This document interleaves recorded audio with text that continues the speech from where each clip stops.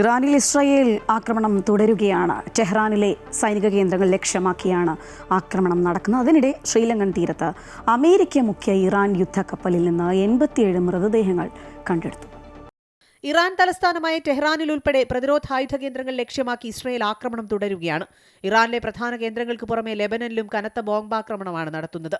US മനുഷ്യാവകാശ സംഘടനയായ ഹരാനയുടെ കണക്കുകൾ പ്രകാരം ഇറാനിൽ ഇതുവരെ കൊല്ലപ്പെട്ടവരുടെ എണ്ണം 1000 കടന്നു. ഇസ്രായേൽ ആക്രമണങ്ങളെ തുടർന്ന് 1 ലക്ഷത്തിലേറെ ആളുകൾ ടെഹ്റാനിൽ നിന്ന് പലായനം ചെയ്തതായാണ് UN അഭയാർത്ഥി ഏജൻസി അറിയിച്ചത്.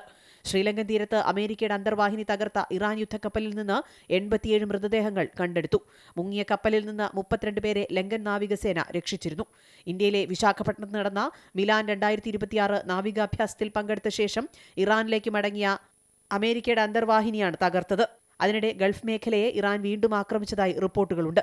കുവൈറ്റിലെ മുബാറക് അൽ കബീറിന് 30 നോട്ടിക്കൽ മൈൽ അകലെ ഡ്രോൺ ആക്രമണം നടന്നതായാണ് വിവരം. പശ്ചിമേഷ്യയിൽ യുദ്ധം തുടരുന്നതിനിടെ അമേരിക്ക ഇറാനുമായി രഹസ്യ ചർച്ചകൾ നടത്തിയെന്ന റിപ്പോർട്ടുകളും പുറത്തുവരുന്നുണ്ട്. ഇക്കാര്യത്തിൽ ഇസ്രായേൽ പ്രധാനമന്ത്രി ബെന്യാമിൻ നെതന്യാഹു വൈറ്റ് ഹൌസിനോട് വിശദീകരണം തേടിയെന്നാണ് വിവരം. International desk, Amrita news.